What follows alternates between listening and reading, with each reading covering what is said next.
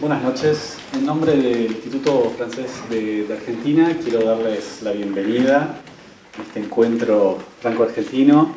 Quiero empezar por agradecerle a la Alianza Francesa, nuestra institución hermana, por recibirnos y recibir esta charla. Hoy vamos a estar escuchando a Marilina Winick de la editorial Hecht, a Luciana Pecker, a Christine Villeneuve, que dirige la editorial de Femmes Antoinette Fouque. Y bueno, quiero agradecerles también como público por estar acá en un momento antes de 2 feriados, en un momento además donde juega Argentina, que nos enteramos a último momento, cuando ya habíamos definido la fecha, así que doblemente gracias. Antes de cederle la palabra a Christine, quiero contarles un poco qué motivó este encuentro. Desde el Instituto Francés, bueno, por un lado apoyamos mucho la publicación de obras en traducción.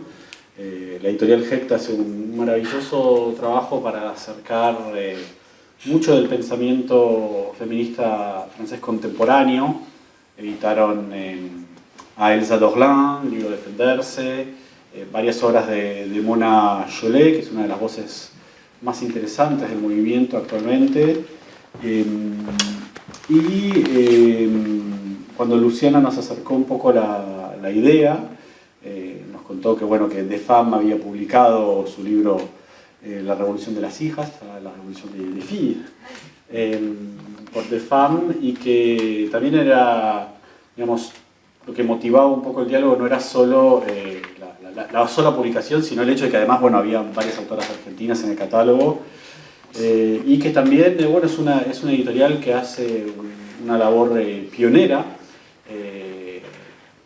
Digamos, la editorial nace, bueno, no voy a desarrollar mucho eso, pero nace como la parte impresa del MLF, el movimiento de Mouvement de Liberación des Femmes, y es un catálogo que todavía, digamos, no se conoce bien en Argentina, si bien han habido algunas traducciones, algunas iniciativas, y bueno, que valía la pena también acercar este catálogo a los lectores francoparlantes, a los curiosos, y digamos, profundizar este diálogo.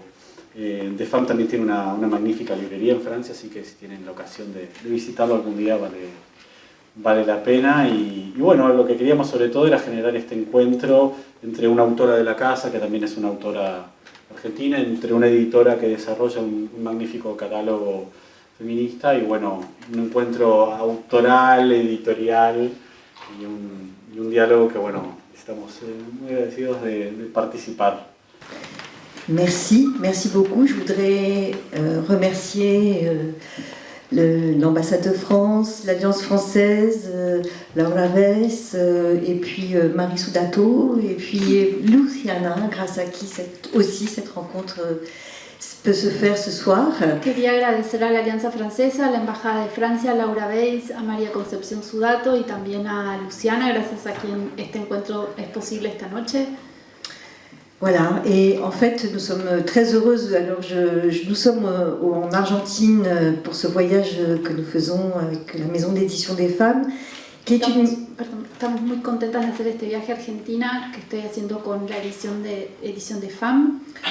En fait, ce projet, ce voyage est en fait né du fait que nous allons publier prochainement un livre de Moira Milan sur le terricidio, et qui nous a donc proposé de venir en Argentine pour participer à la rencontre nationale des femmes à Bariloche ce week-end. Este viaje surge porque vamos a publicar un libro en nuestro catálogo, Terricidio, y nos invitaron entonces, con motivo de esa publicación, al encuentro de mujeres que va a tener lugar en Bariloche en estos días. ¿Perdón? Moira Millán, que es una autora mapuche, es la autora de Terricidio, entonces. Voilà.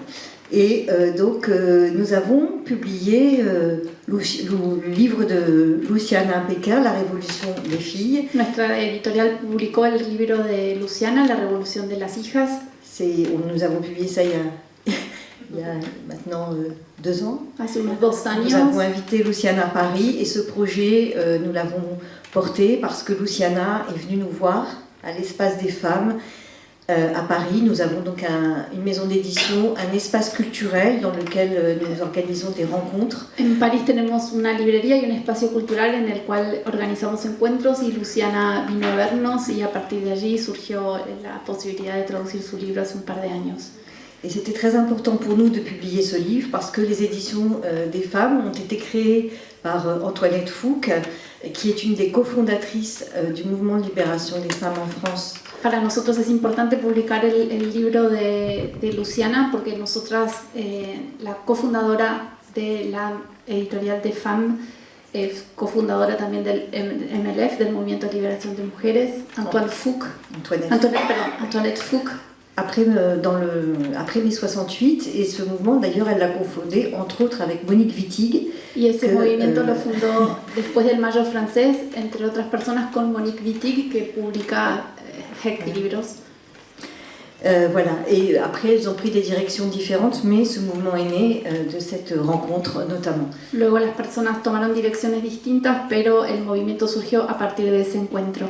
Après quelques années très importantes de prise de parole des femmes en France, à partir du constat que dans les assemblées militantes de mai 68, dès qu'un homme parlait, enfin les femmes ne s'exprimaient pas et les hommes dominaient absolument la prise de parole. En las asambleas que tenían lugar en torno al Mayo francés, nos dimos cuenta de que cuando en las asambleas tomaban la palabra los hombres, las mujeres no se expresaban. Elles ont décidé de lancer ce mouvement et d'organiser des réunions non mixtes de femmes. Y a raíz de eso, las mujeres decidieron organizar ellas mismas un movimiento propio de mujeres con reuniones no mixtas. Oui, de manière à ce que les femmes puissent s'exprimer. Et dans ces premières réunions est arrivée tout de suite la question des violences contre les femmes, la question du corps. Entonces en esas reuniones, para que las mujeres pudieran expresarse, enseguida se planteó el tema del cuerpo, de la violencia de género. Oui, la question de la sexualité, des pratiques sexuelles, enfin tout ce champ. La sexualidad, las prácticas sexuales, todo ese campo de temáticas. Voilà. Et de là, ce mouvement s'est développé et donc a mené énormément de luttes, dont les plus emblématiques sont évidemment la lutte pour le droit à l'avortement, enfin à la libre disposition de son corps, la liberté de pouvoir avoir des enfants ou pas. A raíz de esas reuniones entonces surge el movimiento que llevó a cabo un montón de luchas. La más importante y emblemática de ellas fue la lucha a favor del aborto, pero que en realidad es una lucha por la libre disposición del cuerpo. De manière à sortir d'une maternité esclave. De manera de poder salir de una maternidad esclava. Et après, toute la lutte contre les violences faites aux femmes qui a commencé en premier lieu par la question du viol, de la justice, en fait, de faire du viol un crime. Y luego la lucha por el reconocimiento de la violación como crimen. Et donc voilà, parallèlement à tout ce mouvement qui a produit énormément pendant de 68 jusque dans les, enfin qui continue de produire mais qui disons a existé en tant que tel, en tant qu'MLF jusque dans les années 82, 83. El movimiento de MLF existió como tal desde el 68 hasta el 72, 73, continúa todavía pero bajo otras formas. Est née la maison d'édition des femmes, c'est-à-dire qu'Antoinette Fouque a considéré qu'après avoir pris la parole, les femmes devaient prendre le stylo. Y en ese momento de los años fuertes del movimiento, Antoinette Fouque le pareció que después de que las mujeres tomaran la palabra, ahora tenían que tomar la pluma para empezar a escribir. Pour s'inscrire dans l'histoire, comme sujet de l'histoire. Para inscribirse como sujetos de la historia.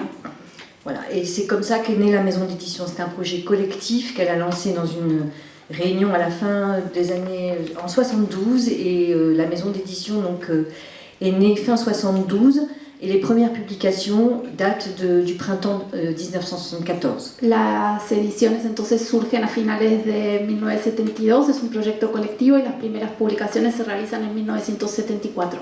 Il y avait plusieurs. La question était d'accueillir, de faire de la maison d'édition une terre d'accueil pour les femmes. La idea era hacer de esta editorial una tierra que acogiera a las mujeres. Des femmes qui pouvaient donc rendre compte des luttes de femmes à travers le monde. C'est une des directions de la maison d'édition et cette ligne éditoriale n'a jamais changé. Elle est toujours d'actualité. C'est comme dans ce cadre-là que le livre de Luciana, notamment. Una de las líneas editoriales de aquel momento y que continúa vigente, y así fue como Luciana entró en nuestra editorial, era justamente recibir las luchas de las mujeres en distintas partes del mundo. Avec un catalogue très international. C'était aussi l'idée de publier des premiers romans, c'est-à-dire les femmes à l'époque n'étaient pas facilement éditées dans les maisons d'édition classiques. Es un catálogo muy internacional y también es un catálogo de muchas primeras novelas, porque las mujeres tenían dificultades para entrar en los catálogos de las grandes editoriales tradicionales. À l'époque, aujourd'hui c'est beaucoup moins vrai, mais enfin dans ces années-là ça l'était complètement. Hoy no es tan así, pero en aquellos años era totalmente cierto esto. Et également d'accueillir des femmes qui avaient publié dans d'autres maisons, dans des maisons d'édition classiques, mais qui ne s'y trouvaient pas bien. Y también la idea era recibir a mujeres que sí habían publicado en grandes editoriales, pero que ya no se sentían cómodas allí, y las recibimos nosotros. Parce qu'elles voulaient sortir d'une écriture normative et un peu académique et pouvoir proposer d'autres formes d'écriture plus expérimentales. Eran mujeres que querían proponer una escritura más experimental y salir de una escritura más normativa y clásica. Et donc il y avait tout ça à la fois dans cette maison d'édition. Así que nuestra editorial reunía todas esas características. Et c'est toujours le cas. Y sigue siendo así. Et donc dans le cadre des luttes politiques, comme il y avait le mouvement de libération des femmes en même temps, il y avait le MLF international. En el marco de las luchas políticas, como además del MLF francés, estaba el MLF internacional. Avec beaucoup de déplacements, c'est-à-dire les militantes voyageaient, se déplaçaient. Il faut se rendre compte qu'on n'était pas du tout avec les moyens de communication d'aujourd'hui. Y las militantes se desplazaban, iban a los países. Hay que pensar que no existían los mismos medios de comunicación que existen hoy en día. La meilleure manière de rencontrer des femmes, c'était d'aller dans leur pays et les rencontrer. Y la mejor manera de conocer a las mujeres era ir in situ y verlas personalmente. Et donc les militantes sont allées, notamment beaucoup en Amérique latine. Y las militantes en particular vinieron mucho a América Latina. Dans des périodes où il y avait des dictatures, notamment, par exemple en 1974, elles ont été à la première foire du livre de São Paulo. En el 74, por ejemplo, estuvieron en la primera feria del libro de Sao Paulo, o sea, iban a los países que estaban viviendo dictaduras militares. C'est ça. Donc la maison d'édition est devenue un lieu de rencontre de femmes un peu dans la clandestinité. La editorial se convirtió entonces en un lugar de encuentro entre mujeres que estaban un poco en la clandestinidad. Et c'est comme ça que certains livres ont été publiés, c'est comme ça que ces femmes nous ont fait connaître, par exemple, Clarice Lispector. Y así se fueron publicando esos libros y estas mujeres nos dieron a conocer, por ejemplo, a Clarice Lispector, dont on a publié toute l'œuvre en français. Publicamos toda su obra en francés. Nelida Piñón et d'autres. On a fait un ouvrage collectif qui s'appelle Brasileiras. Hicimos un libro colectivo que se llama Brasileiras. Oui. Qui en fait sont des interviews de femmes qu'on est allé interviewer. Que son entrevistas de mujeres a las que fuimos a entrevistar. Des femmes qui agissaient dans tous les domaines artistiques ou autres. Enfin, il y avait aussi des femmes de favelas. Mujeres que actuaban en distintos campos, había artistas y había también mujeres que vivían en favelas, por ejemplo. Et voilà. Et ensuite, ça a continué comme ça. Ensuite, il y a eu toutes les luttes d'Amérique latine. Luego estuvieron todas las luchas de América Latina. On a rendu compte de ces luttes. Dimos cuenta de estas luchas. Avec une collection qui s'appelait Femmes en lutte de tous les pays. A través de una colección que se llamaba Mujeres en lucha, que eran de todos los países. Et là, on a publié des récits de femmes du Nicaragua, de Salvador. Y allí publicamos testimonios de mujeres de El Salvador, de Nicaragua, de Uruguay. Et beaucoup d'autres. Je vous propose de prendre ce catalogue. Il y a la liste des titres que nous avons publiés. Les propongo que tomen este pequeño catálogo que está en la entrada y ahí están todos los títulos que publicamos. Des latino-américaines, etc. Latino-americanas, muchísimo publicamos. C'était une manière de faire connaître ces luttes ici. C'était très important comme acte de solidarité. Era muy importante como acto de solidaridad de nuestra parte dar a conocer las luchas que se estaban dando aquí. Ensuite, il y a eu des femmes qui se sont exilées. Luego hubo mujeres que se exiliaron. Et ces femmes-là, donc on les a accueillies aussi à Paris. Y también a esas mujeres las recibimos en París. Et ces femmes qui avaient une pratique militante dans leur propre pays. Eran mujeres que tenían una práctica militante en sus respectivos países. Et qui ont rejoint donc le mouvement de libération des femmes. Y se unieron al movimiento de liberación femenino de Francia. Qui était donc à la fois un lieu qui avait été à leur rencontre et en même temps un lieu qui les accueillait et elle voulait poursuivre et aussi témoigner de ce qui se passait. Por un lado era un lugar de encuentro y por otro lado era un lugar que las recibía, y entonces era una manera de dar testimonio de lo que estaban viviendo. Il y avait donc aussi, en dehors des publications de la maison d'édition, les journaux du MLF. Por fuera de las publicaciones de la editorial teníamos los diarios del MLF. Voilà, le quotidien des femmes, la mensuelle des femmes en mouvement. Entonces había un diario que salía todos los días, uno mensual. Après, c'était une forme d'hebdomadaire. Después había una publicación semanal también. Avec donc beaucoup d'articles, d'interviews, de rencontres, de réflexions. Con muchos artículos, entrevistas, encuentros, reflexiones. Autour des problématiques des femmes, avec des points de vue qui pouvaient être très variés, c'est-à-dire... il y avait notamment comme problématique très présente à l'époque la question de l'articulation entre lutte de femmes, lutte de classe. Entonces lutte de race. había distintos puntos de vista que se articulaban. En ese momento, por ejemplo, se discutía mucho lucha de las mujeres y lucha de clases. Il y avait des femmes qui privilégiaient plutôt la lutte des classes par rapport à la lutte des femmes, d'autres qui disaient que la lutte des femmes, enfin c'était un peu le courant du MLF, de dire que la lutte de femmes sont transversales et La corriente del MLF era proponer que la lucha de las mujeres era transversal, pero había quienes sostenían que la lucha de clases era más importante, por ejemplo. Et qu'il fallait faire passer la lutte de femmes avant la lutte de classe. Y entonces había quien decía que tenía que ir primero la lucha de mujeres y otras que tenía que ir la lucha de Même clases. s'il y avait une articulation à faire. On a publié Angela Davis aux éditions des femmes. Publicamos a Angela Davis en la publicación de Femme, en la edición de Femme.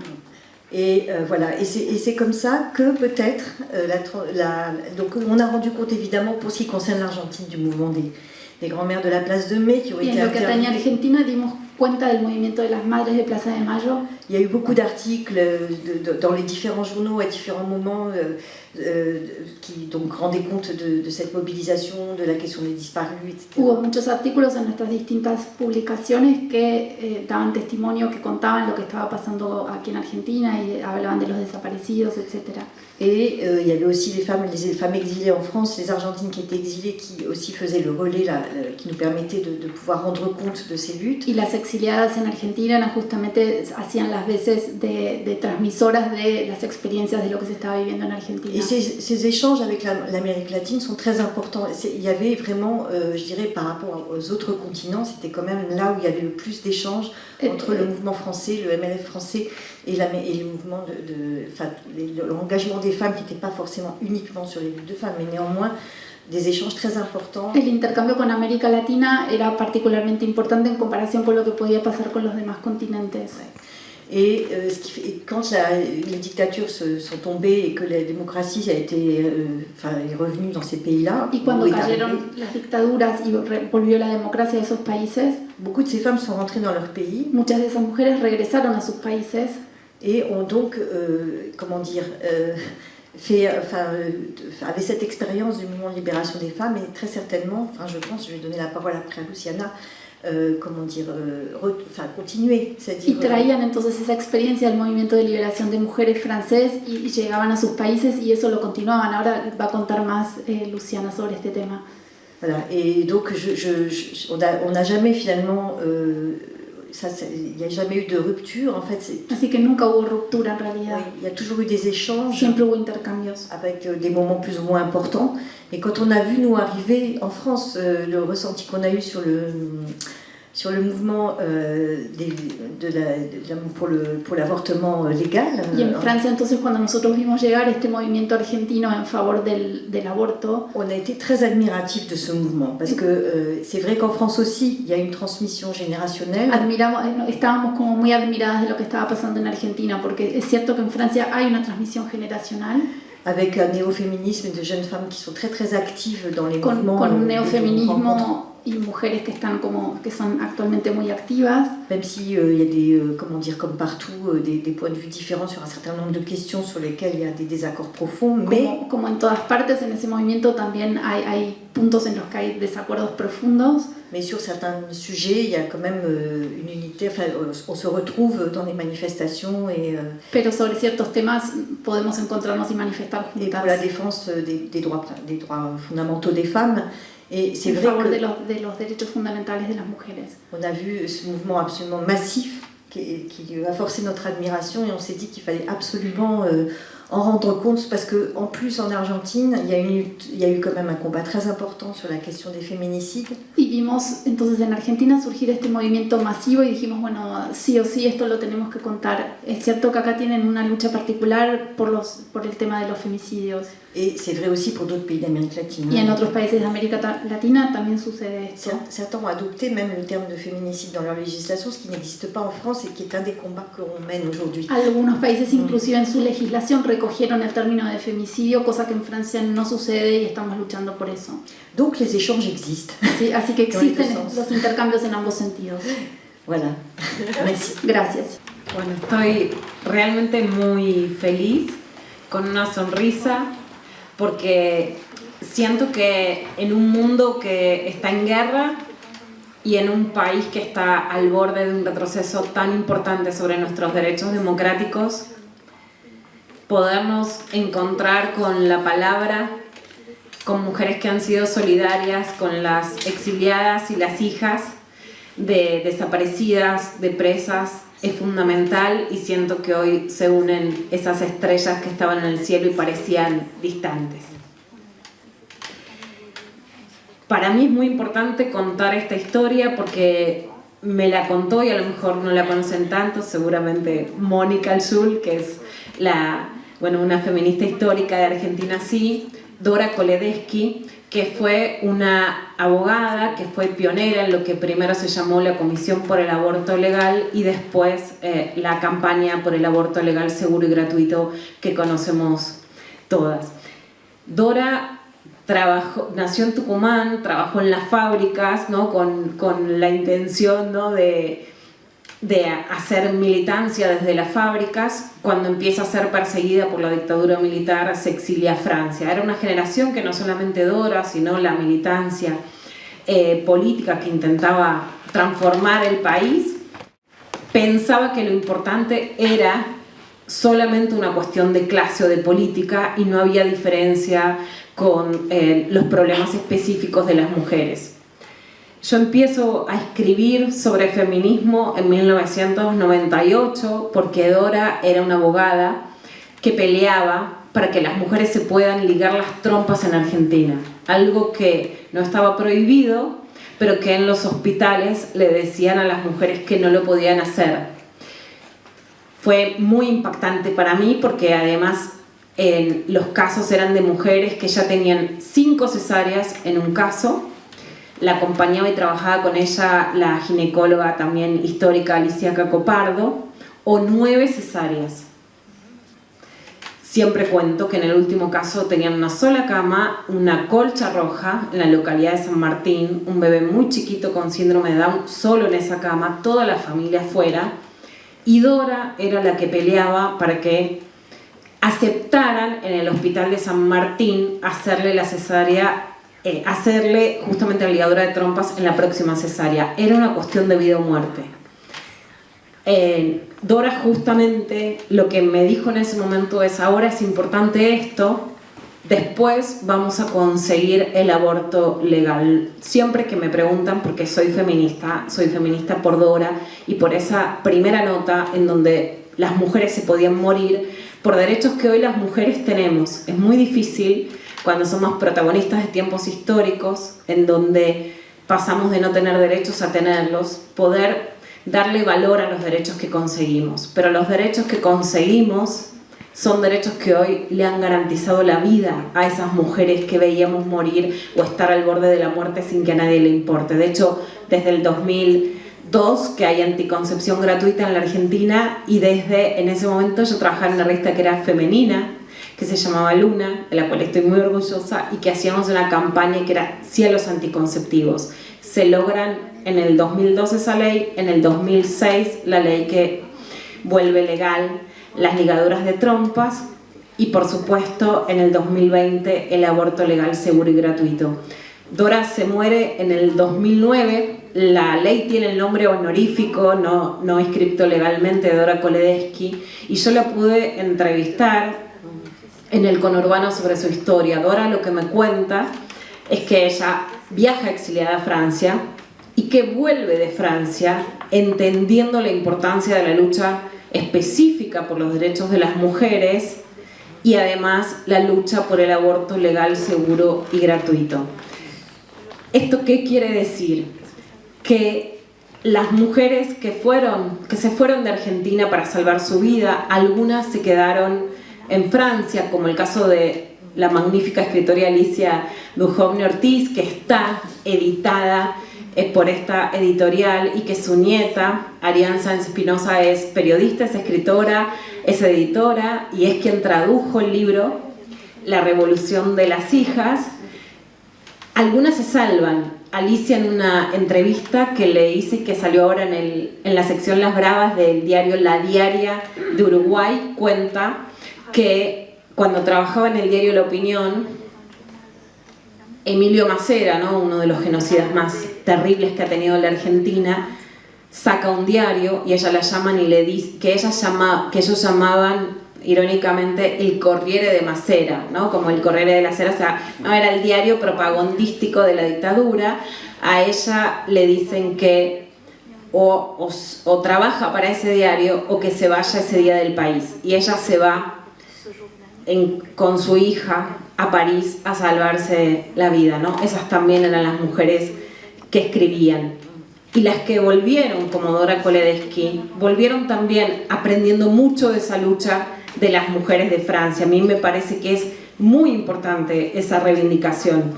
Hay cosas que todavía nos faltan terminar de unir, pero si vemos este color, ¿no?, y lo vemos exactamente, es un verde que en la Argentina reconocemos perfectamente, y es el verde por la lucha del aborto legal.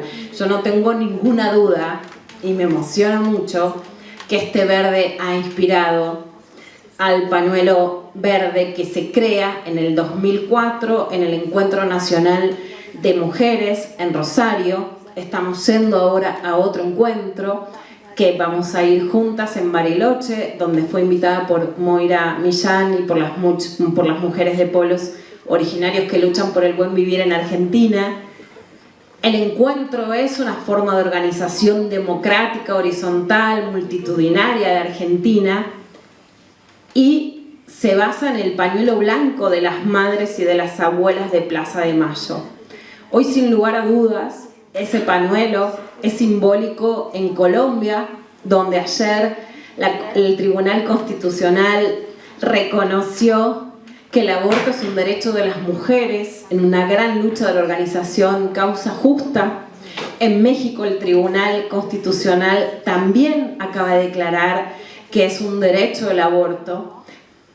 Y en todos esos lugares, ese pañuelo verde es un símbolo de la lucha, no solo por el aborto legal, sino por la autonomía sexual y la autonomía de los cuerpos de las mujeres. Eso implica que en esa construcción histórica hay un aprendizaje con las mujeres del MLF y de Francia, que fue importante la solidaridad cuando las dictaduras genocidas asesinaron, torturaron, violaron, robaron bebés, ejercían violencia sexual contra las mujeres en Argentina, en Chile y por supuesto también en lugares como Guatemala y otros. Y es importante decirlo en este momento donde quieren volver a negar que hubo terrorismo de Estado y que además hubo violencia sexual contra las mujeres específica en Argentina. Contar esta historia es volver a darle palabras y volver a defender la democracia, la vida de las mujeres que sobrevivieron, de las hijas que pelearon, y un homenaje a quien está filmando en este caso, que forma parte de Hijos e Hijas en Francia, y de las que mataron, porque también es una forma de honrar la memoria de quienes fueron asesinadas, ¿no?, como Laura Carlotto, que tuvo que parir en un campo de concentración y que hoy es denostada y que defendemos su memoria. Esa memoria se multiplica en los pañuelos verdes que unen esta lucha. También, frente a un 12 de octubre, quiero decir que nosotras aprendemos mucho de la historia francesa y que también en lo personal siempre le pido a Europa que escuche nuestros aprendizajes. Christine contaba, por ejemplo, que Francia no tiene una ley que tipifique los femicidios, Argentina sí, entre otros muchos avances que reivindicamos. Yo soy parte de una generación de periodistas que luchamos para que la palabra femicidio esté en los diarios, y en Francia en diarios seguís viendo la idea de crimen pasional con la que tanto luchamos. Entonces soy una de esas voces que también le pide a Europa que se anime a escuchar a las latinoamericanas y que se anime a aprender también de las argentinas, de las uruguayas, de las mexicanas, de las peruanas, de las guatemaltecas, de las brasileñas, de las colombianas, de las salvadoreñas, de las que tanto hemos hecho por llevar de manera tan democrática, tan plural. Se viene también un encuentro feminista latinoamericano en El Salvador, los derechos de las mujeres y de las diversidades. Quiero dar mi agradecimiento a la Embajada de Francia, a Mateo, a Laura, a María Concepción, a Vincent, que está en Francia, que posibilitaron también que en medio de años de mucho crecimiento para Argentina podamos ir a Francia y aprender. Pero sí quiero decir que el lugar menos eurocentrista que conocí en Francia, que más sabía de América Latina, en el que más conocían nuestra historia y en el que más nos habían tendido la mano, era el espacio de la librería de DEFEM, muy particularmente a Elizabeth Nicolini, que fue quien me escuchó, con quien conversé, y que también quisieron editar el libro de la Revolución de las Hijas. En momentos donde no se conmemora el 12 de octubre, yo también quiero plantarme contra la idea de la colonización, pero sí en la reivindicación de la solidaridad, de la cooperación entre mujeres, y de volver a hacer de este color y de este pañuelo verde un triángulo en donde nos podamos unir entre Francia y Argentina para seguir defendiendo la democracia y la libertad de las mujeres.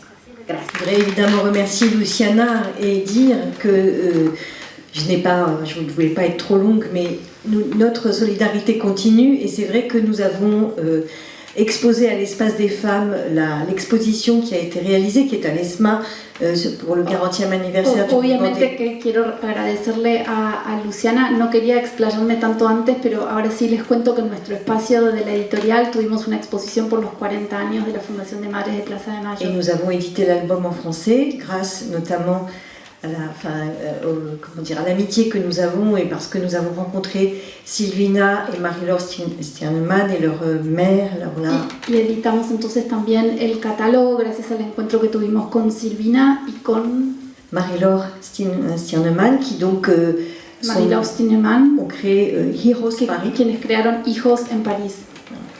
Qui sont donc les enfants de disparus, qui son hijas de desaparecidos. Et leur mère, Laura Arguelles, y su madre Ángela qui a été emprisonnée pendant la dictature, que estuvo presa durante la dictadura, et qui donc sont venus nous trouver, nous rencontrer, y vinieron a conocernos, avec qui on fait beaucoup de choses maintenant depuis 2016. Y con ellas hacemos desde 2016 un montón de cosas juntas. Cette exposition, une exposition également sur la campagne pour les enfants, pour retrouver les enfants appropriés. Y esta exposición también es una campaña para encontrar a los hijos apropiados. Et d'autres campagnes que nous menons, la campagne pour la libération de Milagros Sala et d'autres combats. Y también llevamos a cabo otros combates como por ejemplo por la liberación de Milagros Sala. Et voilà, et nous avons d'ailleurs publié un livre d'Alicia, si vous verrez tout ça dans ce catalogue qui donc s'est rendu en Argentine pour pouvoir écrire un livre sur l'histoire de Milagros Sala. Y en el catálogo también verán que publicamos a Alicia, que está en Argentina, para escribir un libro sobre Milagros Sala.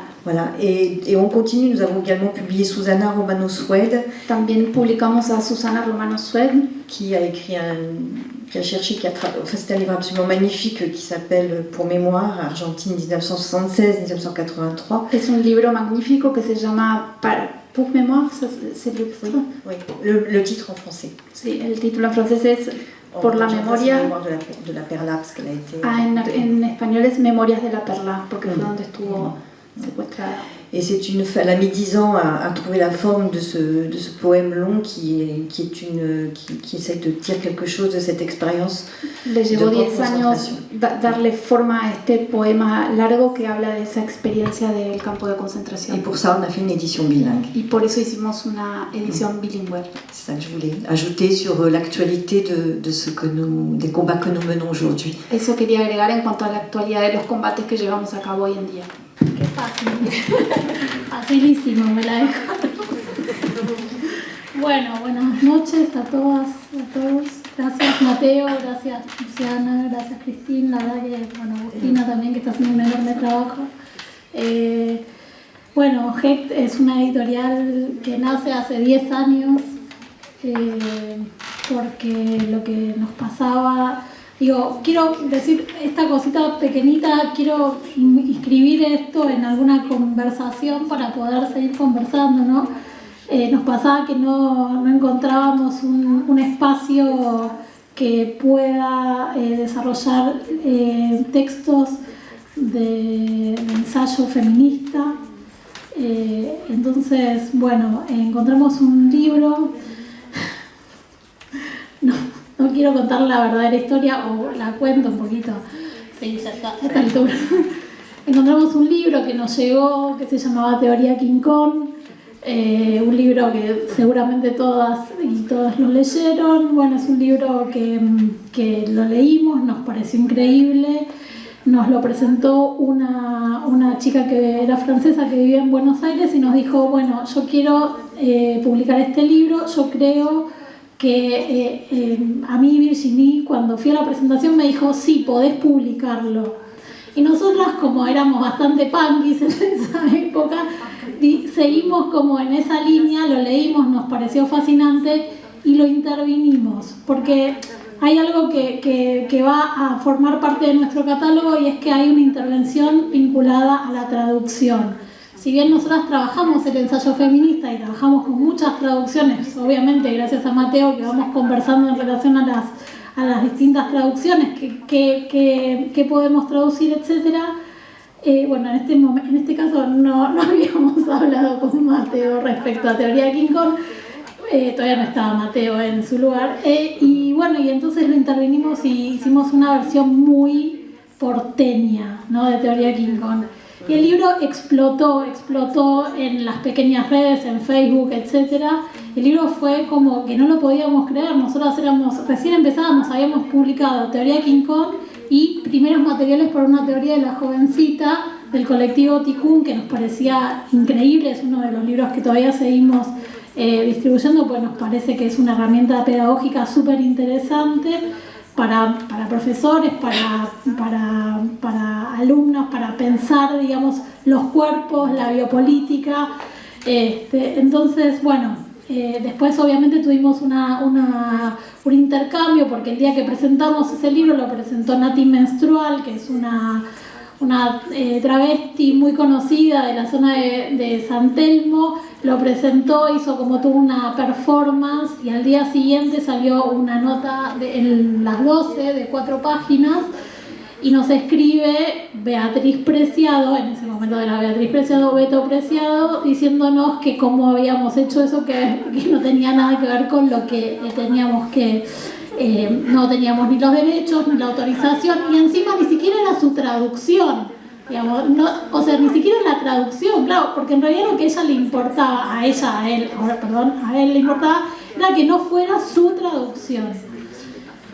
El libro se nos fue de las manos, muchas personas, o sea, no quiero contar anécdotas del estilo que se presentó en el Cervantes y que las directoras del Cervantes nos pedían nuestra traducción en lugar de la traducción de Planet de Random, que después terminó siendo el libro de Random, y ahora lo pueden comprar en librería, por favor, vayan.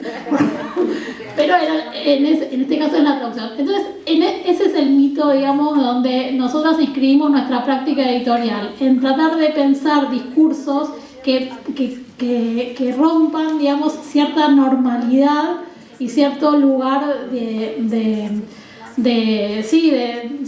cierta normalidad, cierto binarismo. Entonces, sí, trabajamos con muchas textualidades. no publicamos muchos textos, una cantidad enorme, sino que elegimos y escogemos bien lo que vamos a trabajar porque le dedicamos mucho tiempo a cada uno de los materiales. Bueno, en principio eso quería contarles. La editorial tiene 5 colecciones. Hay una colección que nos gusta mucho, que es Pira, que es esta colección que nosotras decimos que nos interesa porque no quiero leer, pero sí me parece linda como la forma de presentar, que es la pira, es la hoguera donde se queman brujas, pero también es el lugar donde se celebran los rituales. Los libros de esta colección transitan la zona mestiza, donde los viejos saberes indómitos se reactualizan como saberes y como irreverentes. Brujas, curanderas, diosas y herejes diversas invaden escenarios tecnológicos, domésticos, públicos o secretos y reencantan el mundo. En esta colección publicamos a Elise Thibault, que es amiga de Christine, que es una persona que escribió sobre la sangre menstrual y nos pareció súper interesante porque lo hace desde una risa feminista, desde una alegría que lo podemos compartir con nuestras hijas y también lo podemos compartir nosotras porque trabaja como en esa dicotomía de las personas que dejan de menstruar y las personas que están en su momento más menstrual y todo lo que eso significa, porque en realidad cuando ella escribe ese libro le preguntan, ¿cómo vos tenés que escribir un libro sobre cómo afectó el patriarcado a tu vida? Y entonces ella dice, voy a hablar sobre la sangre menstrual, ¿no? Y es impresionante, súper, o sea, si lo ven por ahí, cómprenlo o pídanselo acá a Mateo, que lo debe tener en la biblioteca, porque es alucinante ese libro. Bueno, y después muchos libros, ¿no? Bueno, Elsa Dorlán, que vino a Buenos Aires, que fue como un momento muy, muy groso porque fue en el 2018, que era exactamente el momento más álgido de la lucha del aborto en las calles y estábamos todas como muy encendidas y bueno, y vino Elsa a hablar sobre la autodefensa, ¿no? Que era algo que realmente necesitábamos empezar a pensar, a analizar, ¿no? Y creemos que este libro fue alucinante en ese sentido y de hecho, bueno, vino la Noche de la Filosofía y también le invitamos a hacer una presentación en el marco de una charla en el Centro Cultural Matienzo, que hoy no existe más, y como contaba Agustina, que fue la traductora, fue una especie de show de rock, digamos, ¿no? Como que de repente era increíble, o sea, las chicas, ella no lo podía creer, porque imagínense, ¿no? O sea, es una rocker, pero no estaba preparada para esa situación, digamos. Entonces, bueno, un poco eso, ¿no? Como el vínculo que generamos con las autoras, el vínculo que generamos con las traducciones, con los textos, con las textualidades, para que los libros se inscriban en algún lugar. Yo quiero contarle a Christine, a todas, por supuesto, que en 2019, ya no me acuerdo cuándo, tomamos la decisión de publicar Las Guerrilleras, que es una obra preciosa, por favor léanla, que es una épica hermosa sobre un grupo de mujeres. De hecho, hace poquito fue el Festival de Cine Migrante y Flor Masadi, que es la directora del festival, trajo una película que está basada en Las Guerrilleras, una locura. Hicimos una perfo también dentro del festival, nos invitaron y rompimos un libro, lo quemamos bueno, en fin, entre otras cosas, pero lo que nos dimos cuenta fue que cuando hicimos la retraducción del libro, porque había una traducción, por supuesto, dando vueltas en PDF, como sucede con casi todos los libros,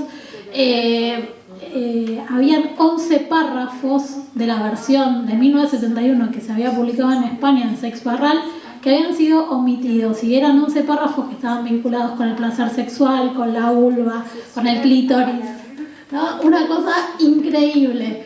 Entonces, no solamente la retraducción o volver a pensar las traducciones tiene que ver con una cuestión obviamente política y de política del lenguaje, sino también que tiene que ver con la posibilidad, exacto, de reactualizar los debates en relación a los textos, ¿no? Bueno, un poco eso. Ah, y quiero contar una última anécdota. Estuve en París el año pasado. Qué pena que no la fui a visitar.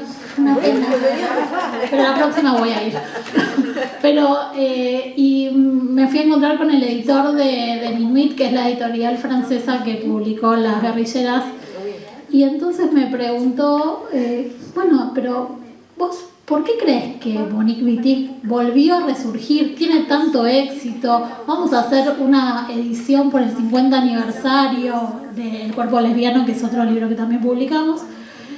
Y como que desde hace un año y medio, es decir, desde el momento en que nosotros, no quiero decir porque nosotras lo publicamos, pero en este ida y vuelta que contaba Luciana y que contaba Christine, vinculado con América Latina y Europa, de alguna manera, y por las distribuciones de los libros, de alguna manera algo de lo que nosotras, ese es mi deseo, ¿no? Algo de lo que nosotras pusimos en algún lugar fue una semilla que hizo que también, digamos, en Europa se vuelva a leer a Monique Wittig y a pensar en relación a estos textos. Así que, bueno, está todo el tiempo en movimiento, ¿no? Esta ida y vuelta del que hablaban. Yo le dije eso, porque lo publicamos nosotros.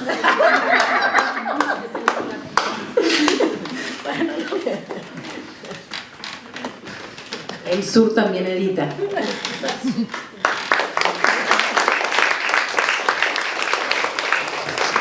Antoinette Fouque disait toujours ne jamais perdre son sud. Antoine Fouque decía que nunca hay que perder el sur, no el norte.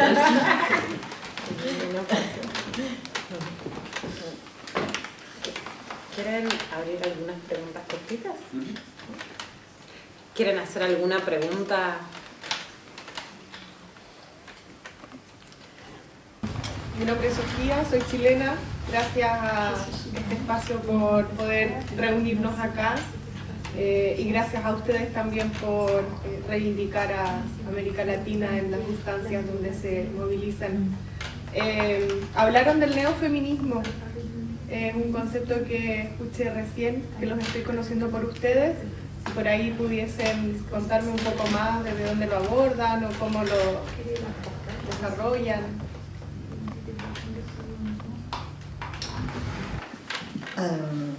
En fait, en France, on considère qu'il y a plusieurs vagues de féminisme. En Francia se considera que hay varias olas de feminismo.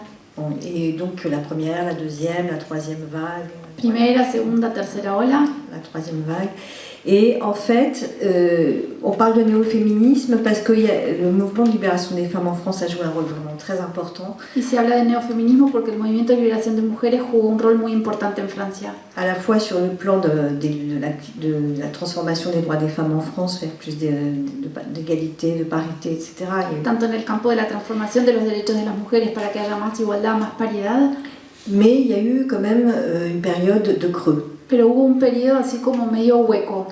En fait, quand la gauche est arrivée au pouvoir en 1981 en France, Cuando la izquierda llegó al poder en Francia en 1981, il y a eu une institutionnalisation, il y a eu la création d'un ministère des droits des femmes se creó un ministerio del derecho de mujeres, hubo una institucionalización qui a fait passer qui a, entendu et fait passer un certain nombre de lois. que oyó el movimiento y que promovió algunas leyes. Notamment sur l'avortement gratuit, mais aussi sur les droits en matière de droit du travail, etc. Sobre todo el aborto gratuito, pero también cuestiones ligadas con el derecho laboral. Et en même temps, ça a institutionnalisé un peu le féminisme et ça a un peu refoulé tous les mouvements sociaux, pas seulement le mouvement féministe, mais tous les mouvements sociaux. Se institucionalizó entonces el feminismo y eso al mismo tiempo generó como un retroceso de todos los movimientos sociales, no solamente del feminismo. On est arrivé dans une période beaucoup plus de revendication, de faire progresser des lois qui étaient acquises, mais on était dans un féminisme qui était beaucoup moins militant. Era un feminismo menos militante el de aquel momento, era nada más apoyar el dictado de esas leyes que estaban en curso.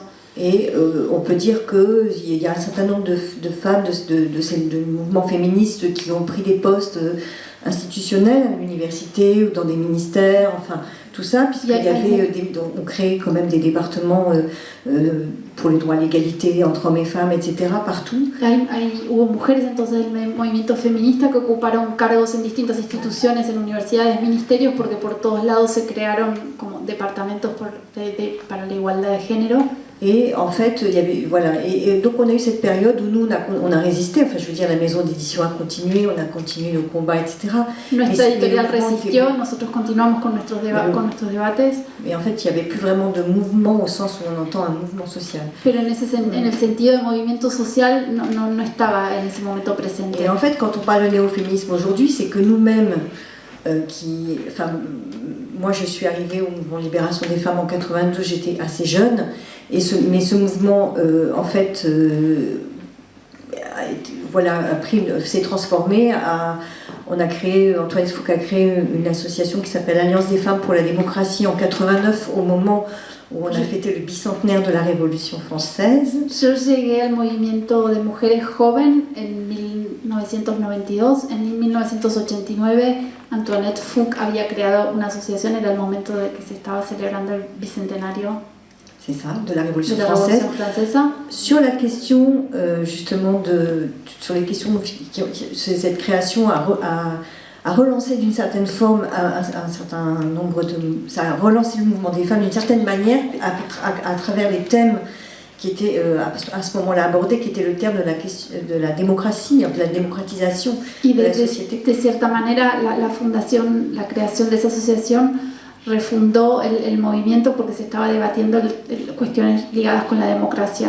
Avec énormément de choses qui ont fait en même temps un observatoire, ce qu'elle appelait un observatoire de la misogynie, où là, effectivement, on a commencé à recenser, mais de manière informelle, enfin artisanale presque, en découpant les articles dans la presse, les crimes contre les femmes, enfin tout ce qu'on appelait les crimes passionnels à l'époque. Se creó entonces un observatorio de la misoginia de manera bastante artesanal. A través de los artículos de prensa se iba como relevando la información sobre crímenes contra mujeres, se le llamaba crímenes pasionales en aquel momento. On a sorti des chiffres. Sacamos números entonces al respecto. Qui sont à peu près les mêmes que ceux qu'on connaît aujourd'hui. Que son los números casi los mismos que conocemos hoy en día. On a été très attaqués parce qu'on c'était pas scientifique, on nous disait que ça n'était pas scientifique. Nos atacaron mucho porque nos decían que eso no era científico. Mais en même temps, ça a lancé le débat. Pero al mismo tiempo daba eso lugar a un debate. Sur la question des meurtres contre les femmes, enfin voilà. Et sobre la cuestión de los homicidios. Cette espèce de laboratoire qui a réabordé des questions, la question de la parité, c'est-à-dire du partage des responsabilités dans tous les domaines, et notamment l'idée que les femmes doivent s'emparer des sujets, se faire élire, être dans les assemblées décisionnelles pour pouvoir décider por elles, justement. Este observatorio también tenía una temática sobre la que trabajaba, que era la paridad, y que era como impulsar a las mujeres a que pudieran como estar en cargos donde pudieran tomar decisiones. Et toutes ces luttes sur la question, en fait, finalement, ont ouvert la voie à d'autres luttes, notamment sur la reconnaissance des droits des homosexuels. Y esas luchas dieron lugar a otras luchas, en particular el reconocimiento de las personas homosexuales. Donc ce mouvement, voilà, et en fait, mais on était d'une certaine génération. Pero éramos de cierta generación en ese momento. Et on n'avait pas, et en fait, ce qui s'est passé, c'est que avec le mouvement MeToo, y lo que pasó es que con el movimiento MeToo a fait émerger, on peut dire, une génération de jeunes femmes, même presque des collégiennes parfois, des lycéennes. Emergió una nueva generación de chicas jóvenes, a veces inclusive estudiantes de escuela secundaria, qui se sont emparés de tous ces sujets, mais notamment sur la question du corps, de la sexualité, des pratiques sexuelles, des abus, etc. Que se apropiaron de esos temas, pero en particular de la sexualidad, de los abusos sexuales. On a parlé de la libération de la parole des femmes. En fait, cette parole, elle a toujours été prise par les femmes, mais elle n'était pas forcément entendue. Se hablaba en ese momento de la liberación de la palabra de la mujer. En realidad la mujer siempre tomó la palabra, lo que pasa que en ese momento se empezó a escuchar. Sauf que la différence entre ces générations, c'est pour ça qu'on parle de néo-féminisme aussi, c'est que entre-temps, avec tout le combat qui avait été mené par les femmes depuis les années 70, on peut dire, enfin 68-70, dans le mouvement des femmes en France, on avait acquis des droits et les jeunes femmes aujourd'hui sont légitimes. Elles se sentent légitimes dans leurs revendications. La diferencia entre las generaciones, y por eso se habla del neofeminismo, es que estas chicas ahora se sienten legítimas para defender esos derechos. Parce qu'on a quand même progressé. Porque hubo progresos. Voilà. Et donc, mais il y a quand même un effet de génération. Et puis, elles abordent aussi des sujets sur lesquels on n'avait peut-être pas, nous, travaillé de la même manière. Entonces, hay un avec efecto un mouvement très inclusif, beaucoup plus inclusif que n'était, je pense, les problématiques qu'on posait au sein du MLF à l'époque. Por un lado, entonces hay un efecto de generación, y por otro lado, este neofeminismo aborda temas como más inclusivos de lo que nosotros podíamos hacer en aquel entonces en el MLF. Voilà. Alors il y a des positions très différentes dans tous ces courants, mais comme il y a toujours eu dans le mouvement des femmes, hay posiciones muy distintas en esa corriente, como siempre hubo en el movimiento de mujeres. Mais ça crée, il y a une prise de parole massive. Pero hay una toma de palabra masiva. Et ça se ressent aussi au niveau éditorial, c'est-à-dire qu'il y a il y a une production aujourd'hui de livres, d'écrits de femmes, de jeunes femmes, de textes très engagés. Il y a aussi un féminisme assez radical. Y esto se traduce también en la producción editorial. Hay una enorme cantidad de textos que se producen. Hay un feminismo también muy radical. Il y a des mouvements qui ont émergé, comme le mouvement des Femmes, qui a été lancé en 2010 en Ukraine, avec une guerre internationale qui est Inna Shevchenko. Hay un movimiento Femen, por ejemplo, que surgió en Ucrania hace unos 10 años. Et les Femmes, en fait, ont été très très réprimées en Ukraine. Y Femen fue muy reprimido et dans les pays où elles vivent, en Biélorussie, etc. Y en Bielorrusia. Elles se sont exilées en France pour certaines. Y algunas de ellas se exiliaron a Francia. Notamment Inna Shevchenko et quelques autres. En particular Inna Shevchenko. Et elles ont commencé à faire des actions, des performances féminines. Y comenzaron a hacer acciones y performances Femen. Qui ont beaucoup inspiré d'autres. Que inspiraron mucho a otros. Et qui ont mis au cœur des problématiques, en fait des manifestations, cette manière de s'exprimer qui, au fond, dont elles disent elles-mêmes qu'elles sont les petites filles du MLF, puisque dans les années 70, dans les manifestations, il y avait des mises en scène. Alors, c'était pas les mêmes, mais il y avait des mises en scène et puis des couleurs, enfin tout un travail visuel. Y ponen en el centro de la escena de nuevo el tema de la manifestación, porque ellas se dicen nietas del movimiento MLF, porque en los años 70 también había performances o puestas en escena en las manifestaciones. Et donc il y a un lien, mais en même temps, voilà, tout ça a émergé à ce moment-là. Je pense qu'elles ont été les premières et ensuite d'autres ont pris le relais. Entonces sí hay un nexo, creo que ellas fueron las primeras, pero después que hay otros que tomaron la posta. Voilà. Et en fait, c'est pour nous très très positif. C'est-à-dire que para nosotros eso es muy positivo. Voilà, parce que on se posait la question de comment transmettre. C'est très important, la question de la transmission. Porque el tema de la transmisión es muy importante y nosotras nos cuestionábamos cómo. Et comme l'histoire des femmes, comme l'histoire contemporaine des femmes n'est pas enseignée, en fait, très peu. Enfin, elle ne fait pas partie des programmes éducatifs en France. Les jeunes générations, vous avez très peu. Il y a peut-être une maison d'édition de livres scolaires qui fait état du MLF et des combats de 68. Y como la historia contemporánea de las mujeres no es algo que se dé a conocer, no hay programas escolares o manuales escolares que hablen de esto. Quizás hay alguno minoritario en Francia que dé cuenta del surgimiento del MLF. On avait le sentiment que cette histoire, par méconnaissance, il y avait une difficulté. Et on se disait finalement cette histoire, qui la connaît, quels sont les combats d'aujourd'hui. Mais en fait, il y a quelque chose qui est quand même transmis, alors sans doute par les femmes, par les mères, voilà. Entonces pensábamos que cómo se iba a dar esa transmisión, y nos damos cuenta que al final algo de esa historia se transmitió a través de las madres. Et souvent, et souvent peut-être parfois elles ont l'impression de réinventer le monde, et tout mouvement a toujours comme sentiment d'être de la première génération. Todos los movimientos tienen siempre la impresión de ser la primera generación. Par exemple, on disait, enfin voilà, et en même temps, mais il y a toujours eu des femmes avant qui ont combattu, c'est-à-dire.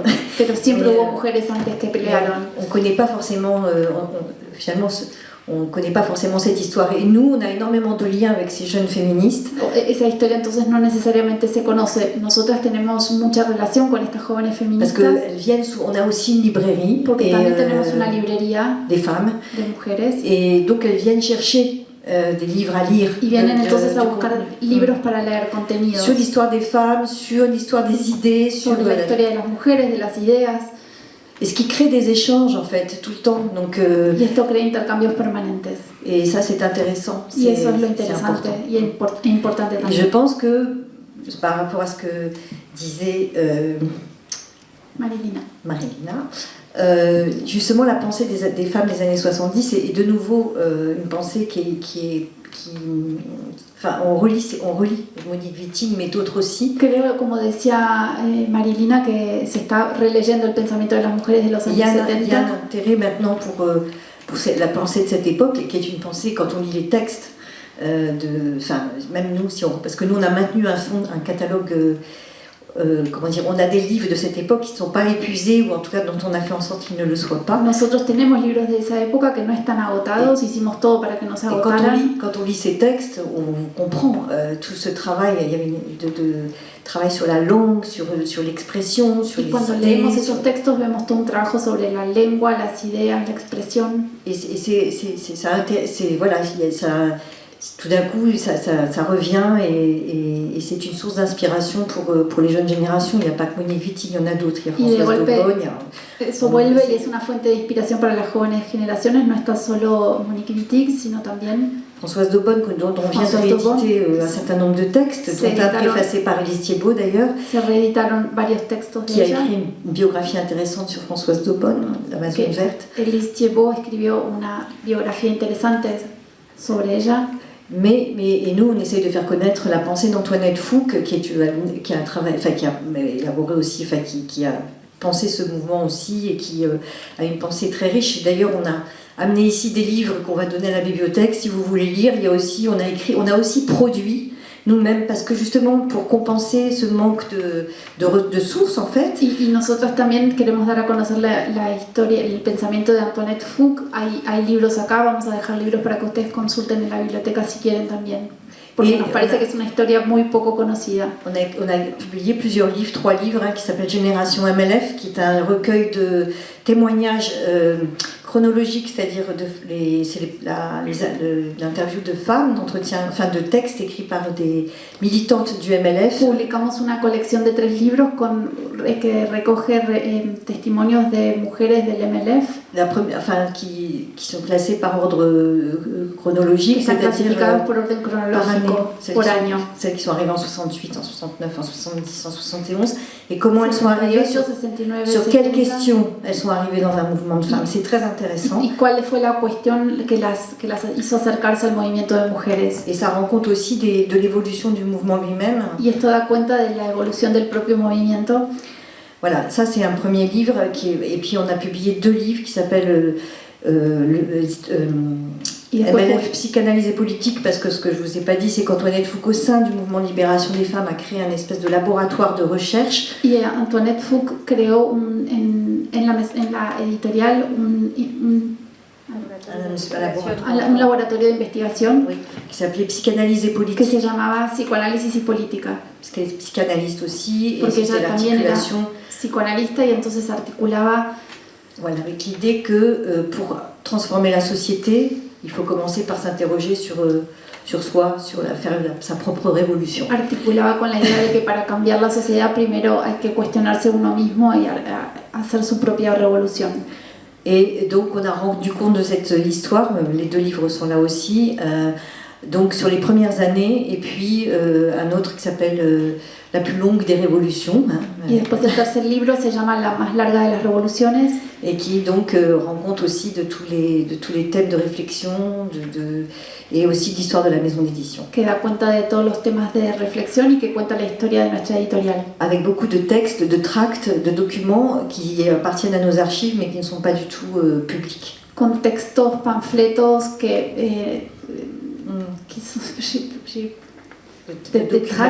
documentos Oui, des documents, que pertenecen a nuestros archivos, pero que no eran documentos públicos. sur nos archives en fait qu'on met à disposition. Son archivos que ponemos a disposición Et qui sont très, voilà, qui rendent compte aussi des réunions de l'époque. y que cuentan las reuniones de aquella época, Les réunions, les thématiques, les questionnements. las temáticas, los cuestionamientos.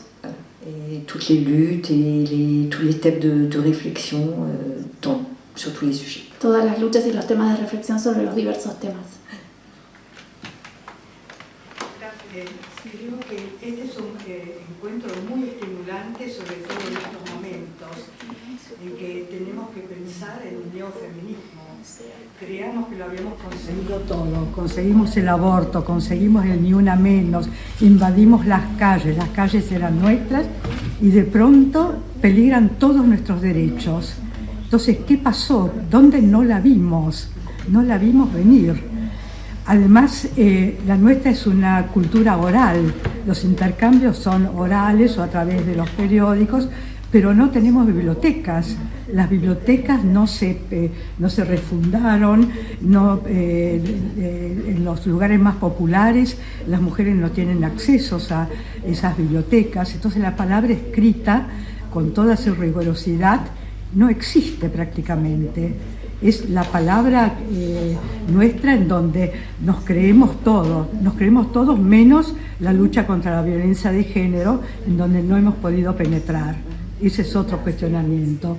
¿Cómo es que no pudimos eliminar los femicidios, ¿no? Que siguen ahí? Entonces creo que tenemos que empezar, pero muy, muy rápido, a repensar todo esto, ¿no? Y a pensar en que necesitamos la palabra escrita, que la palabra escrita nos ayuda a pensar, a reflexionar. No es tan espontáneo, pero en segundo momento puede ser la palabra oral, pero la palabra escrita evidentemente tiene que ser la base. C'est un peu ce qu'on a essayé de faire avec les livres, parce qu'en fait, on a toujours ce problème sur l'histoire. Les historiens... Siempre tenemos este problema con la historia, porque los historiadores, les historiennes aussi d'ailleurs, y las historiadoras también, algunas de ellas, apprennent une méthodologie à l'université qui fait qu'on ne peut pas parler il faut que quelqu'un d'autre que nous raconte notre histoire. Parce qu'on nous dit c'est pas objectif. Aprenden una metodología que lo que propone es que otro cuente nuestra historia, porque no es legítimo contar la historia uno mismo. Mais tous les livres qui ont été écrits par des historiennes ne correspondent pas du tout, en fait. Enfin, il y a des choses qui sont, bien sûr, c'est pas la question, c'est pas juste, mais ça ne rend pas compte exactement. Y los libros que han escrito las historiadoras no dan cuenta exactamente de la historia del movimiento, lo encierran. Ça enferme. En fait, c'est ça, c'est exactement ça. Y es exactamente lo que usted dice, es el tema de la oralidad. Es la relación entre las académicas y la sociedad civil, ¿no? En donde las académicas son las juezas, pero no son las que intercambian ideas, comunican, salvo algunas excepciones. C'est pas elles qui ont fait cette histoire-là. Donc c'est important que quand les actrices de cette histoire sont encore vivantes, elles puissent elles-mêmes elaborer leur propre, de manière, produire des écrits, es importante que mientras que las actoras de esta historia estén vivas, escriban esa historia. Et c'est pour ça qu'on a fait des livres à partir des documents. Por eso nosotros hicimos libros a partir de documentos. Des documents qui sont des documents de je sais pas, de rencontres de femmes aux Beaux-Arts à Paris, les premières réunions du MLF aux Beaux-Arts. Por ejemplo, las primeras reuniones del MLF en Bellas Artes. À l'université de Vincennes. O en la Universidad de Vincennes. Je sais pas, plein de choses comme ça. Un montón de cosas así hicimos. Et en essayant de mener des articulations, d'introduire des articulations. Et c'est aussi pour ça qu'on a fait un livre où des femmes, on leur a proposé de témoigner de leur parcours. Este libro donde proponemos a mujeres que den su testimonio de sus distintos recorridos. Et c'est absolument passionnant. Y es realmente apasionante ese libro. Et je pense que tout mouvement doit faire ce travail, mais c'est très difficile parce qu'il n'est pas reconnu. Creo que todo movimiento debería hacer ese trabajo, pero es muy difícil porque no está reconocido por las instituciones. Quoique tout le monde les lise. Aunque después todo el mundo lo vaya a leer. Bueno, yo quiero decir algo. Primero, gracias Monique, porque sos una pionera, una histórica en el feminismo argentino, y muchas gracias además por venir. Yo creo que realmente el libro es una diferencia sustancial en el movimiento feminista y que es una diferencia sustancial en la construcción en Argentina, porque de hecho las librerías argentinas tienen secciones de feminismo que a lo mejor en Europa no encontramos. Creo que tiene que ver también con una enorme trayectoria del periodismo feminista y de las que incluso contamos en la calle lo que también llevamos a los libros. En esos años que obviamente fueron de mayor divulgación del feminismo, podemos decir del 2015, 2018, 2020, y creo que es algo para defender. También es algo muy tercermundista, porque si hoy ponemos Netflix, las series que nos hablan sobre violencia digital es Intimidad, que me encanta, española, pero la Argentina ayer aprobó la ley Olimpia. O nos va a contar el Me Too inconcebible, pero no lo van a contar, digamos, si alguien ve Netflix va a pensar que el movimiento es norteamericano o europeo, y en realidad todo el movimiento feminista es profundamente latinoamericano, y lo hemos contado más en los libros que en las películas, porque somos más escritoras y periodistas quienes lo contamos. Entonces el libro es una enorme reivindicación, y creo que además hay una enorme virtud en querer aprender, en reconocer lo que hemos aprendido de francesas, de españolas, de norteamericanas, de inglesas, y que también queremos ser escuchadas, leídas, y que, como vos decís, hay una gran misión en que no se corte esa liberación de la palabra, en que llegue a lo popular, y aunque parezca que ahora todo es por redes sociales, que llegue a través de este formato analógico y bello que es el libro. Creo que a lo que nos enfrentamos es verdad que no podíamos ver venir un infierno tal que niegue el genocidio y que niegue la desigualdad de género, y creo que esa ultraderecha fascista sí vio el nivel de impacto que tenía el feminismo en Argentina, porque eso hizo que haya muchas revoluciones en América Latina, ¿no? Tal como no hay ninguna ley, por ejemplo, que se haya aprobado en México y en Argentina simultáneamente como la ley de violencia digital, por dar un ejemplo de lo que pasó ayer. Tal vez no tenemos dimensión histórica de lo que hicimos, y tal vez por eso estamos cometiendo el error de no defenderlo como lo deberíamos defender. Claro que creo que hoy deberíamos defender lo que hicimos de manera mucho más fuerte en la calle y en las bibliotecas. Hay una pregunta. Yo soy francesa y vivo aquí y descubrí Wendy en Argentina, así que fue con tu publicación quizás, pero... Entonces, tenía una pregunta en cuanto al, tu encuentro con Moira Millán y también, bueno, vi de Milagros Salas, porque eso es algo muy, que en Francia no conocemos los pueblos originarios, ¿en qué, para vos que estás en Francia, qué te enseña eso, la lucha de las mujeres de los pueblos originarios, o por qué decidiste, por ejemplo, hacer un libro sobre Milagros Salas, que aquí no sé si se publicó un libro así, no sé cómo, pero como es una figura que hasta se arman debates, entonces es una posición muy fuerte publicar un libro así, y Moira Millán también, ahora está el tercer Malón y toda esa lucha por la tierra, y entonces no sé cómo llegaste a eso, a esa persona, y también a Moira, y qué pensás, ¿qué ves? ¿Qué te hace pensar todo eso? En fait, on essaye de faire connaître des luttes de femmes. Intentamos dar a conocer luchas de mujeres qu'on ne connaît pas. Que no conocemos. Et c'est donc très important pour nous. Et par ailleurs, on a toute une réflexion. On a publié un livre très important théorique sur les sociétés matriarcales à travers le monde. Por otra parte, publicamos un libro sobre la sociedad matriarcal en todo el mundo. D'une philosophe anthropologue allemande qui s'appelle Heide Göttner-Appendroth. De una filósofa y antropóloga alemana que se llama... C'est pas traduit en espagnol, no está traducido en español.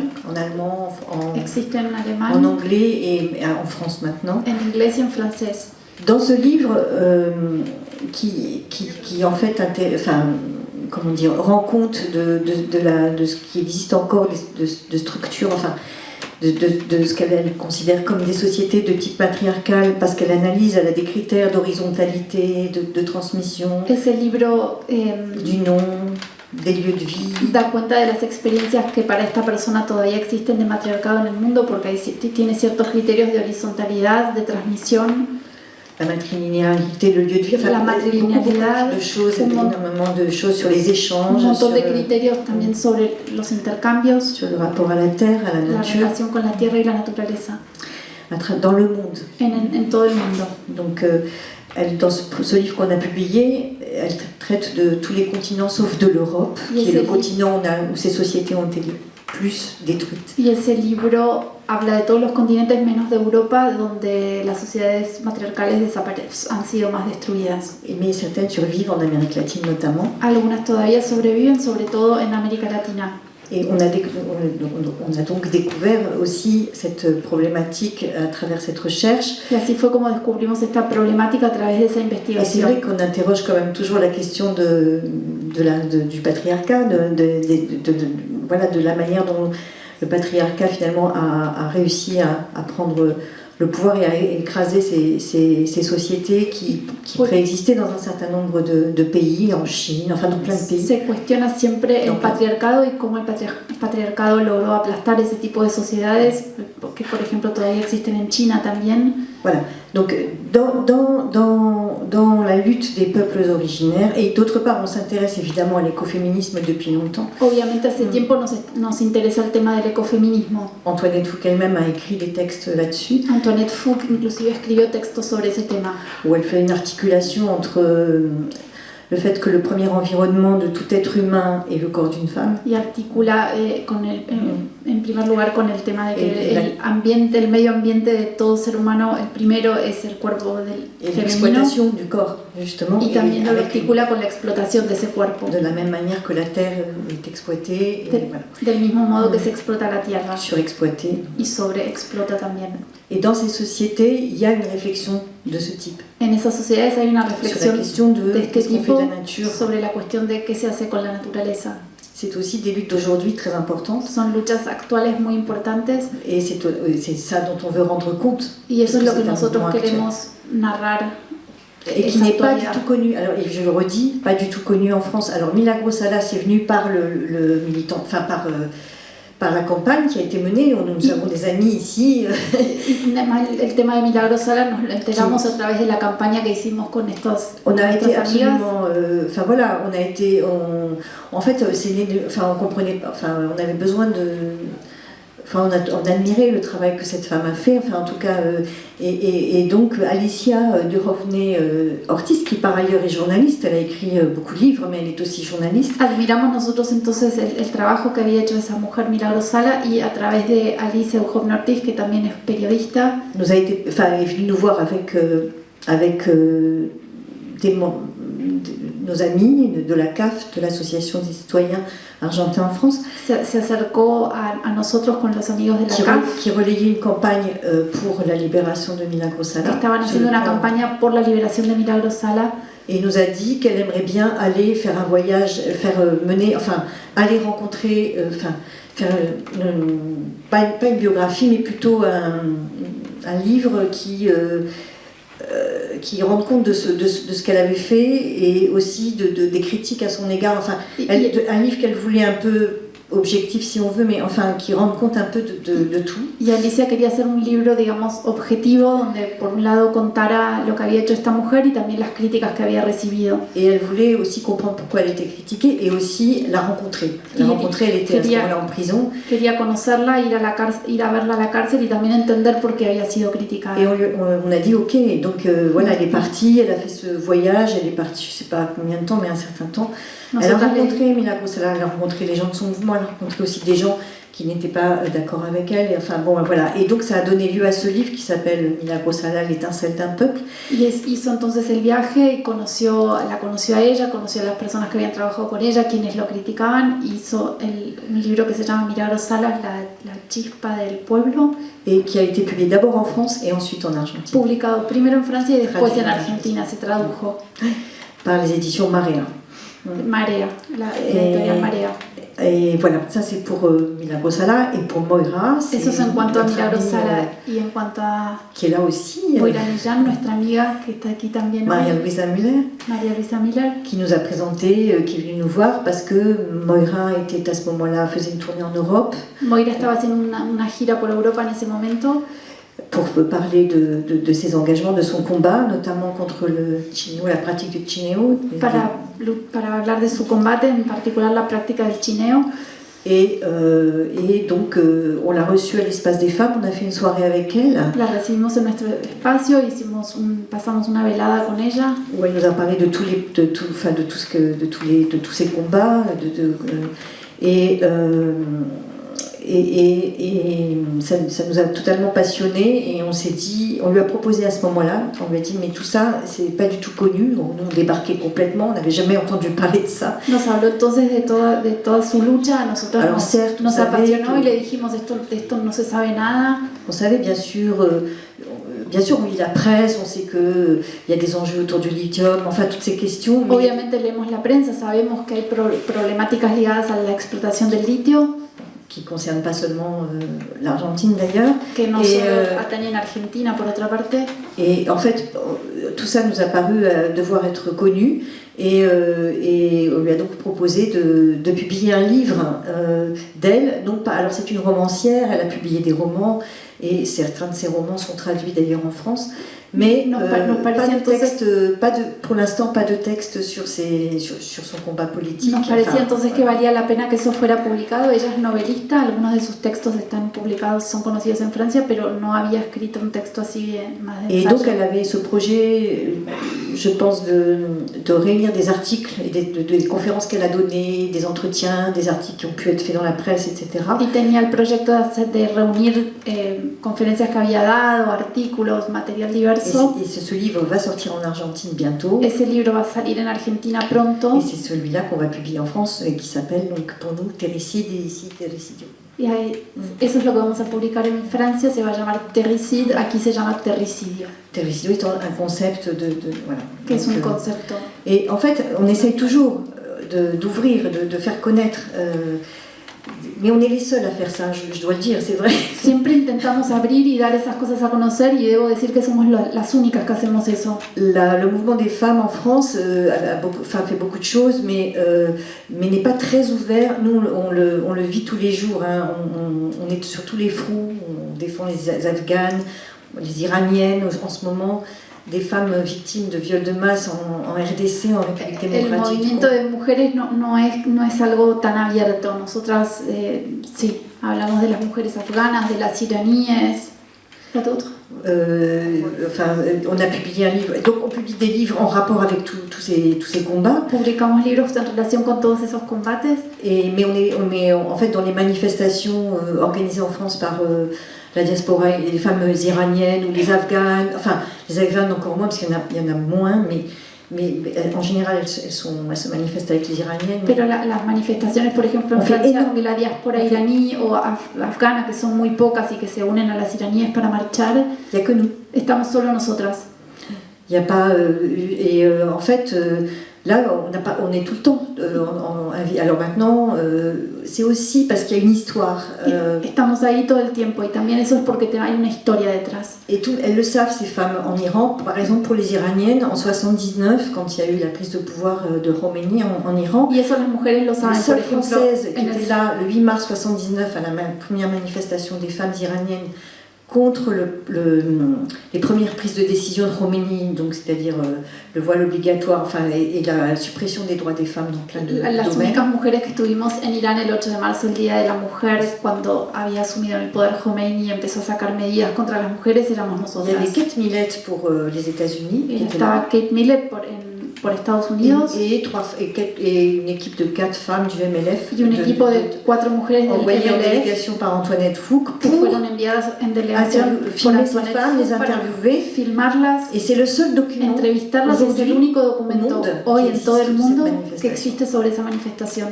Et elles passent, donc les Iraniennes, et même les Iraniens hein, partout dans le monde, Y las ils iraníes prennent tout le temps y los contact avec nous iraníes pour nous también demander s'ils peuvent diffuser ce livre, qui est par ailleurs ce film qu'on met à disposition évidemment. nos piden si pueden difundir esa película que nosotros ponemos a disposición. Et Sylvina Stiernemann, qui est vidéaste et qui filme ici notre rencontre, travaille notamment sur ce projet, sur ce film avec les Iraniennes. Y pour en faire une Silvina, que hoy version.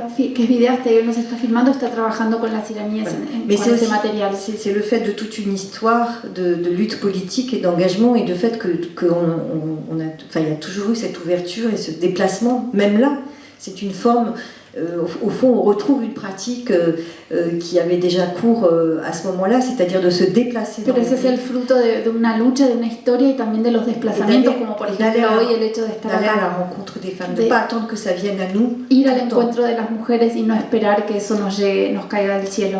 Et Moira, par exemple, nous a proposé de venir parce qu'elle dit « Vous m'avez reçu ». Elle-même se bat comme une folle pour faire connaître son combat à l'international et je pense qu'elle a raison d'avoir une stratégie comme ça à l'extérieur. Y Moira nos Parce que hace c'est venir difficile porque aussi en Argentine pour elle. Et donc, ça l'intéresse aussi qu'on vienne pour rencontrer, pas seulement elle, mais d'autres, des femmes de a son Moira mouvement. la recibimos nosotros allá y ella lleva a cabo una lucha internacional y creo que tiene razón de hacerlo así, pero también le interesaba que nosotras viniéramos Pour qu'on nous connaisse aussi, pour qu'il y ait para des échanges. conocernos, para que haya un Mais intercambio. aussi que nous, on puisse, et on est là pour ça, revenir avec justement des vidéos, des entretiens, pour pouvoir continuer et relayer Y para que nosotros toutes ces también, luttes. nosotras también podamos volver con material que después se pueda mostrar y para poder continuar con la lucha. Voilà. C'est comme ça qu'on publie la révolution des filles, enfin pour faire connaître. Et Así es como publicamos la c'est très revolución de important. las hijas para dar a conocer eso también. Il faut sortir de l'eurocentrisme. Hay que salir del eurocentrismo.